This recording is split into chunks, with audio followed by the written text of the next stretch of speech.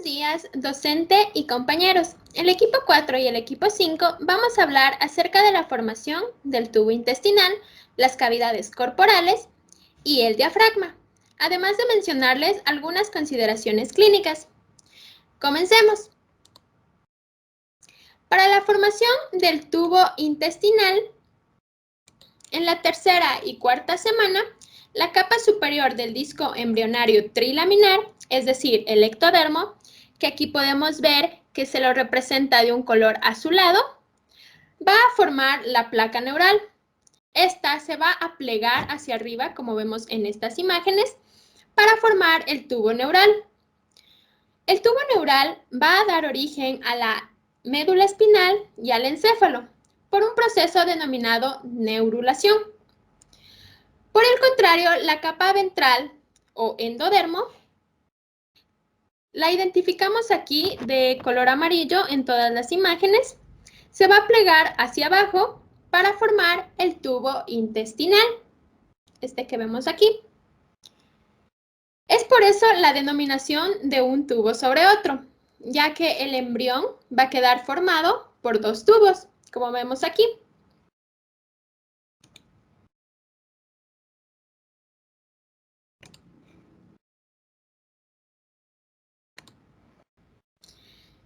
Si no lo entendieron, vamos a recordar un poco con ayuda de este pequeño video. Aquí podemos ver el disco trilaminar con sus tres capas, ectodermo, mesodermo y endodermo. A continuación vemos cómo se empiezan a plegar tanto el ectodermo como el endodermo. En el caso del ectodermo, los pliegues van a formar el tubo neural que vemos aquí de color celeste. Y en el caso del endodermo, se va a formar el tubo intestinal. Es así como vemos aquí en la región dorsal el tubo neural y en la región ventral el tubo intestinal.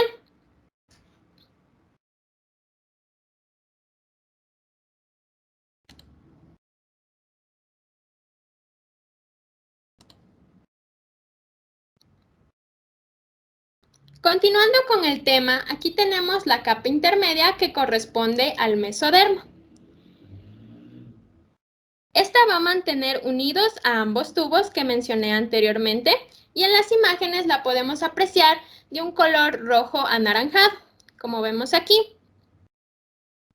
Su componente lateral se va a dividir en dos capas, la capa visceral o esplácnica, aquí, y la capa parietal o somítica. Continuando con la división del mesodermo, como ya mencioné, este se va a dividir en dos capas, visceral y parietal. La capa visceral se enrolla en dirección ventral y se mantiene en contacto estrecho con el tubo intestinal. En estas dos imágenes podemos observar cortes transversales del embrión en distintas fases del cierre del tubo intestinal y de la pared ventral del cuerpo.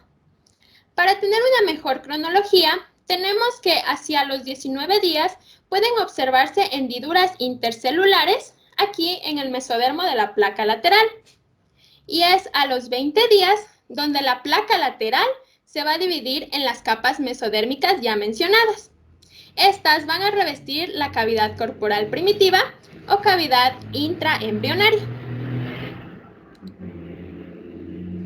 Luego continuamos con la capa parietal, que esta se va a unir, que junto con el ectodermo suprayacente que tenemos aquí, da origen a los pliegues de la pared lateral del cuerpo, que son estos de aquí. Posteriormente, estos pliegues avanzan en sentido ventral para encontrarse en la línea media y cerrar la pared ventral del cuerpo. No debemos olvidar que existe un espacio entre las capas visceral y parietal del mesodermo, que es el que está aquí. Este corresponde a la cavidad corporal primitiva o también se le denomina como celoma intraembrionario. Esta cavidad en esta fase va a ser continua debido a que no se divide en las regiones pericárdica, pleural y abdominopélvica. Es así como a los 21 días la cavidad corporal primitiva sigue estando hacia la cavidad extraembrionaria. Y a los 24 días, los pliegues de la pared lateral del cuerpo se aproximan uno al otro, como vemos aquí, a la altura de la línea media. Y al final de la cuarta semana, las capas del mesodermo visceral establecen continuidad con las capas parietales. Esto para formar una membrana de 2 hojas que vemos aquí, conocida como mesenterio dorsal. Este mesenterio se extiende desde el límite caudal del intestino anterior hasta el punto en que termina el intestino posterior.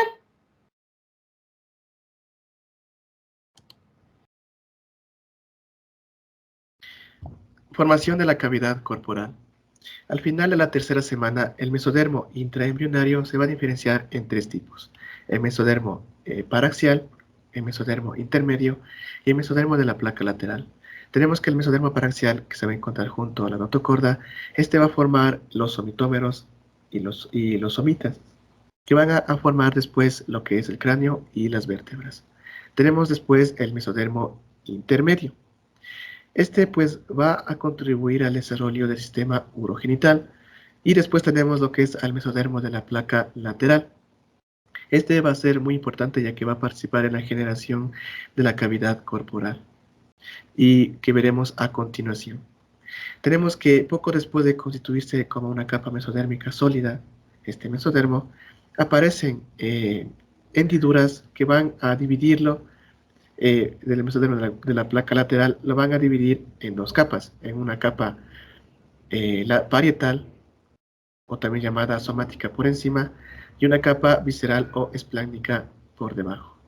Tenemos que la capa parietal o somática que se encuentra por encima dice que se va a encontrar por debajo del ectodermo superficial. Estos en conjunto se van a denominar como somatopleura. Tenemos que estos van a formar lo que es la cavidad amniótica. Tenemos después la cavidad visceral que se encuentra por debajo, o también llamado espláncnica. Esta se va a encontrar por fuera del endodermo y juntos se van a denominar como esplanopleura. Estos van a formar el saco vitelino. Tenemos que el espacio creado entre las 2 capas del mesodermo de la placa lateral, donde se van a dividir, se va a llamar cavidad corporal primitiva o también celoma intraembrionario. Durante la cuarta semana, los lados del embrión comienzan a crecer en dirección ventral para dar origen a los pliegues laterales de la pared corporal.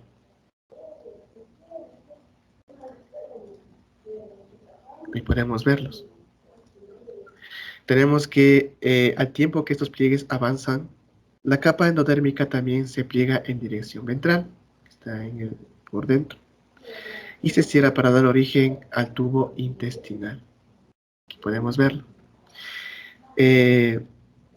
Al final de la cuarta semana, los pliegues de la pared lateral del cuerpo también se alcanzan en la línea media y se fusionan, con lo que cierra la pared ventral del cuerpo. Este cierre se ve facilitado por el crecimiento de las regiones tanto craneal y caudal, que hacen que el embrión se flexione para adoptar la posición fetal. El cierre de la pared ventral del cuerpo y del tubo intestinal se van a completar, a excepción de 2 puntos. En la pared ventral del cuerpo, en la región en que se ubica el pedículo de fijación, o también pues en el futuro va a ser el cordón umbilical. Y en el tubo intestinal, en la conexión existente entre la región del intestino medio y el saco vitelino, también denominado conducto del saco vitelino o conducto vitelino. Este conducto después se va a incorporar al cordón umbilical, se va a volver muy estrecho y se va a degenerar junto con el saco vitelino entre el segundo y el tercer mes de la gestación. Las membranas serosas. Estas se derivan de la capa parietal y visceral del mesodermo lateral. De la capa parietal del mesodermo lateral se va a originar la hoja parietal de las membranas serosas y estas van a recubrir las paredes de las cavidades peritoneal, pleural y pericárdica. De la capa visceral se va a originar la hoja visceral de las membranas serosas y van a cubrir los órganos abdominales, los pulmones y el corazón. Aquí tenemos la capa mesodérmica visceral y aquí la capa mesodérmica parietal. Estas hojas visceral y parietales se van a fusionar para formar el mesenterio dorsal. Este mesenterio se extiende desde el límite caudal del intestino anterior hasta el extremo terminal del intestino posterior. Aquí tenemos el intestino anterior y posterior. Listo. El mesenterio ventral se crea por el adelgazamiento del mesodermo del tabique transverso. Se va a extender desde la parte caudal del intestino anterior hasta la porción proximal del duodeno. Estos mesenterios están formados por una doble capa de peritoneo.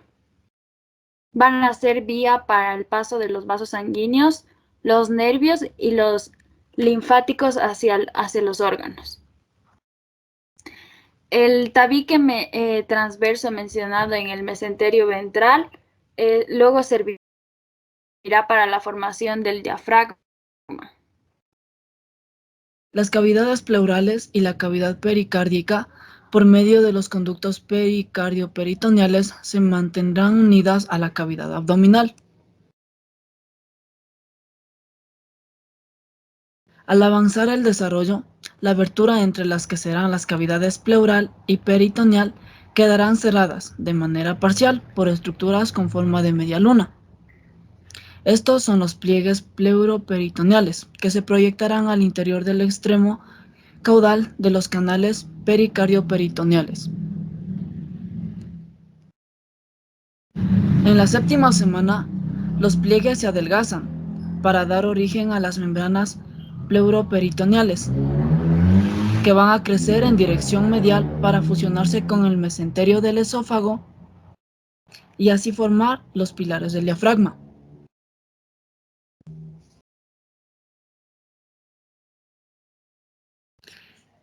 Estas membranas siguen creciendo hasta fusionarse entre ellas, y así van a cumplir por completo el tabique transverso.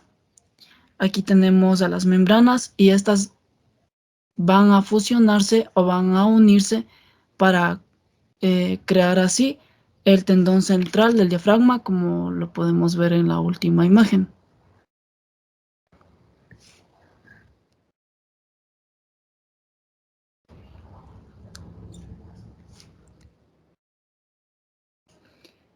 En cambio, el tejido conectivo de su periferia sirve como guía para los mioblastos, que van a estar en migración.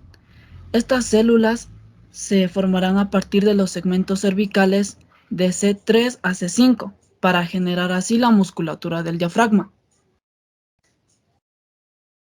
Aquí va a estar la ruta de los mioblastos, van a migrar y de esta forma van a dar origen a la musculatura que conformará el diafragma.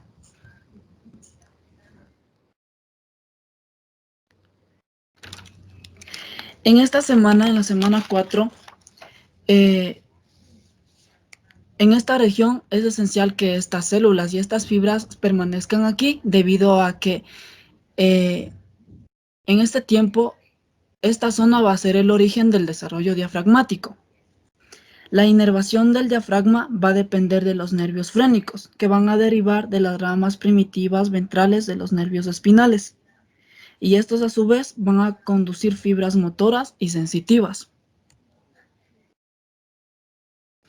Llegamos a la semana 6, en donde por crecimiento diferencial, la parte dorsal del embrión incrementará su tamaño, haciendo que el diafragma se desplace en sentido ventral y así pueda alcanzar su ubicación final. Aquí podemos ver la ubicación final del diafragma. A continuación, mi compañera.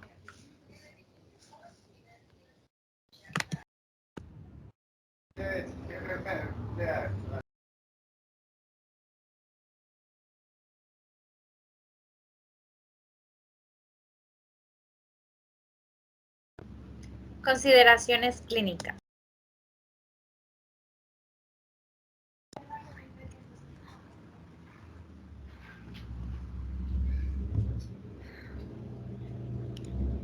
¿Qué malformaciones se pueden presentar?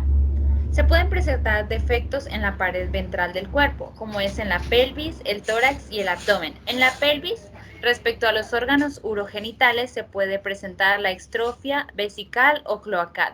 En el tórax, en el corazón, la ectopia cordis. Y en el abdomen, respecto a las vísceras abdominales, la onfalocele y la gastrosquisis.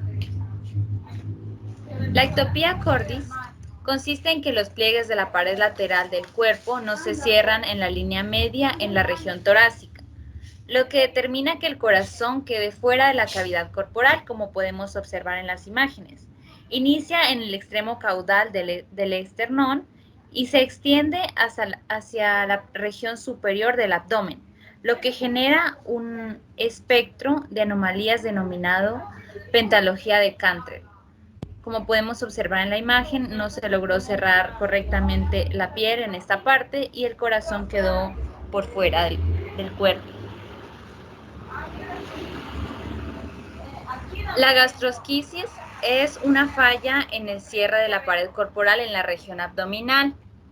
Como consecuencia de esto, las asas intestinales se hernian hacia el interior de la cavidad amniótica por el defecto, que suele ubicarse a la derecha del cordón umbilical.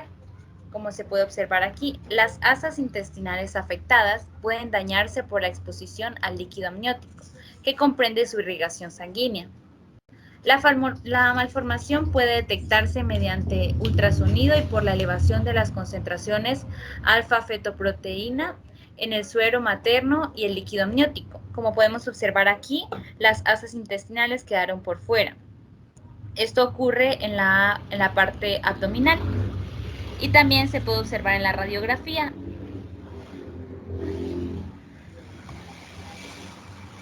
La extrofia vesical presenta un cierre anómalo menos grave en esta región y solo la vejiga queda fuera expuesta. En los varones, el pene puede presentar epispadias, que es la falta de función del dorso del pene. Aquí se puede observar cómo la vejiga quedó por fuera y esto obstruye a la función natural del pene y por eso carece de su función natural. La extrofia cloacal. Este es un defecto más grave en el cierre de la pared corporal de la pelvis, de manera que quedan expuestos tanto la vejiga como el recto, que derivan en la cloaca, que es donde desembocan el intestino y los uréteres. En esta imagen se puede observar y la solución a esto, la solución quirúrgica, es tratar de introducir los órganos de nuevo en el cuerpo y realizar una sutura para poder arreglar este tipo de malformaciones. El onfalocele. Las porciones del tubo intestinal se hernian hacia el cordón umbilical entre las semanas 6 y 10. Esto es una herniación umbilical fisiológica. Por ello, las asas intestinales y otras vísceras, entre ellas el hígado, pueden herniarse por defecto. En esta imagen se puede observar cómo el intestino se introdujo en el cordón umbilical y quedó por fuera de la pared abdominal. Esto puede llevar consigo a otros órganos como el hígado, y aquí se puede observar en un cuerpo. Este es el cordón umbilical y el intestino que se introdujo en él. Las hernias diafragmáticas congénitas. Es una malformación frecuente en el recién nacido. Se origina debido a que las células musculares fallan en migrar hacia alguna de las membranas pleuroperitoneales, produciendo una abertura anormal en el diafragma. Esta abertura permite que parte de los órganos abdominales se muevan hacia la cavidad torácica cerca de los pulmones. En esta imagen se puede observar el diafragma y este agujero negro representa la ausencia de la membrana pleuroperitoneal. Esto ocasiona que el pulmón izquierdo quede comprimido y no apto para la respiración debido a que los intestinos y parte del estómago y otros órganos se introducen ahí y le impiden su función. Esto es la carencia de la membrana pleuroperitoneal.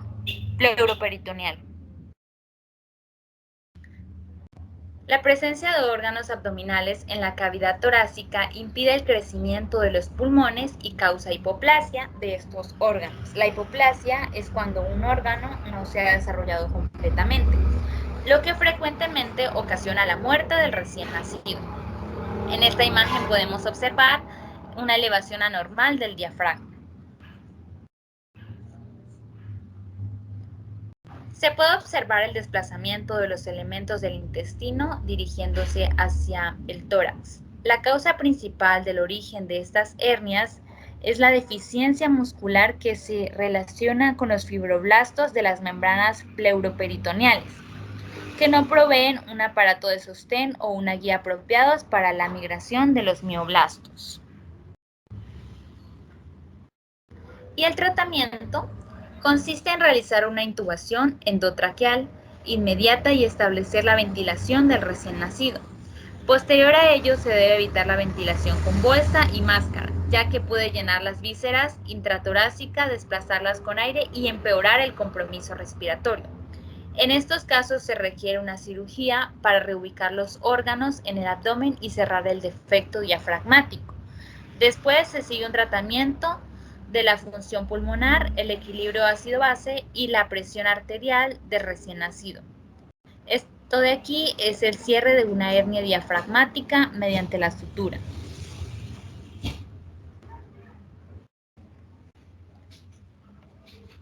Bueno, eso es todo respecto a nuestro tema. La bibliografía que utilizamos fue Embriología Médica de Lang. Esperamos que les haya gustado.